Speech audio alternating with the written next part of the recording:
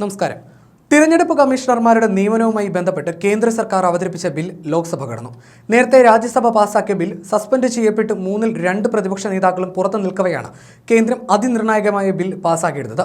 Chief election commissioner and other election commissioners ബില്ലാണ് ലോക്സഭ പാസാക്കിയത്. ശബ്ദ വോട്ടോടെ പാസാക്കിയ ബില്ലിൽ രാഷ്ട്രപതി ഒപ്പുവെക്കുന്നതോടെ നിയമമാകും. കേന്ദ്ര മുഖ്യ തെരഞ്ഞെടുപ്പ് കമ്മീഷനെയും കമ്മീഷണർമാരെയും തെരഞ്ഞെടുക്കാനുള്ള മാർഗ്ഗനിർദ്ദേശങ്ങൾ അടങ്ങിയ നിർണായക ബിൽ ലോക്സഭ പാസാക്കിയപ്പോൾ ടെലികോം ബിൽ രാജ്യസഭയിലും പാസാക്കി. തെരഞ്ഞെടുപ്പ് കമ്മീഷണർ നിയമന ബിൽ കേന്ദ്ര നിയമമന്ത്രി അർജുൻ റാം മേഘ്വാളാണ് അവതരിപ്പിച്ചത്. മുഖ്യ തെരഞ്ഞെടുപ്പ് കമ്മീഷണറെയും കമ്മീഷണർമാരെയും തെരഞ്ഞെടുക്കുന്ന സമിതിയിൽ നിന്ന് സുപ്രീം കോടതി ചീഫ് ജസ്റ്റിസിനെ ഒഴിവാക്കിയതാണ് നിർണായക മാറ്റം.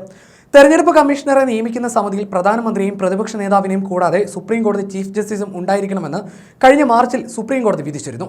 കേന്ദ്രവും സുപ്രീം കോടതിയും തമ്മിലുള്ള ഏറ്റുമുട്ടലേക്ക് വളർന്ന ഈ വിധിയെ നിയമനിർമ്മാണത്തിലൂടെ മറികടന്നിരിക്കുകയാണ് കേന്ദ്ര സർക്കാർ. പുതിയ നിയമപ്രകാരം പ്രധാനമന്ത്രി, ഒരു കേന്ദ്രമന്ത്രി, പ്രതിപക്ഷ നേതാവ് എന്നിവർ മാത്രമാണ് സമിതിയിലെ അംഗങ്ങൾ. തെരഞ്ഞെടുപ്പ് കമ്മീഷന്റെ നിയമനം, കാലാവധി, വേതനം, പുറത്താക്കാനുള്ള മാനദണ്ഡങ്ങൾ മുതലായവയുമായി ബന്ധപ്പെട്ടതാണ് പുതിയതായി പാസാക്കിയ ബിൽ. ഇത് രാജ്യസഭ ഡിസംബർ 12 പാസാക്കിയിരുന്നു. ലോക്സഭയും പാസാക്കിയ ബിൽ രാഷ്ട്രപതി ഒപ്പിടുന്നതോടെ നിയമമായി മാറും.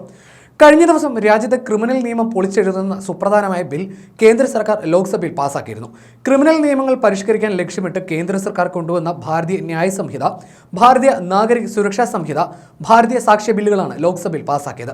നേരത്തെ ഓഗസ്റ്റിൽ അവതരിപ്പിച്ച ബില്ലുകൾ പിൻവലിച്ച് ഭേദഗതി വരുത്തിയ ശേഷം പുതിയ ബില്ലുകളുമായി ചൊവ്വാഴ്ച വീണ്ടും കേന്ദ്ര ആഭ്യന്തരമന്ത്രി അമിത് ഷാ ലോക്സഭയുടെ പരിഗണനയ്ക്ക് വെച്ചിരുന്നു. പ്രതിപക്ഷത്തെ 2 എംപിമാരെ സസ്പെൻഡ് ചെയ്യപ്പെട്ട് പുറത്തു നിൽക്കുമ്പോൾ ശബ്ദ വോട്ടോടെയാണ് ബില്ലുകൾ ലോക്സഭയിൽ പാസാക്കിയെടുത്തത്. 1860 ഇന്ത്യൻ ശിക്ഷാ നിയമവും 1898 ക്രിമിനൽ നടപടിച്ചട്ടവും 1872 ഇന്ത്യൻ തെളിവ് നിയമത്തിനും പകരമായിട്ടാണ് യഥാക്രമം ഭാരതീയ ന്യായ സംഹിത, ഭാരതീയ നാഗരിക് സുരക്ഷാ സംഹിത, ഭാരതീയ സാക്ഷ്യ നിയമങ്ങൾ കേന്ദ്ര ആഭ്യന്തരമന്ത്രി അമിത് ഷാ ലോക്സഭയിൽ അവതരിപ്പിച്ചത്. പുതിയ ക്രിമിനൽ നിയമങ്ങൾ സംബന്ധിച്ച് കേന്ദ്ര ആഭ്യന്തരമന്ത്രി പാർലമെന്റിൽ പ്രസ്താവന നടത്തിയിരുന്നു. പുതിയ ക്രിമിനൽ നിയമങ്ങളിൽ ആൾക്കൂട്ടാക്രമണത്തിന് വധശിക്ഷയാണ് ശുപാർശ ചെയ്തിരിക്കുന്നതെന്ന് അമിത് ഷാ പറഞ്ഞു. രാജ്യദ്രോഹ നിയമം ഒഴിവാക്കാനും തീരുമാനിച്ചിട്ടുണ്ടെന്നും അദ്ദേഹം കൂട്ടിച്ചേർത്തു. രാജ്യത്തിന്റെ സ്വാതന്ത്ര്യ സമര സേനാനികളെ ദീർഘകാലം ജയിലിലിട്ടത് ഈ നിയമം ഉപയോഗിച്ചാണെന്നും അമിത് ഷാ പറഞ്ഞിരുന്നു.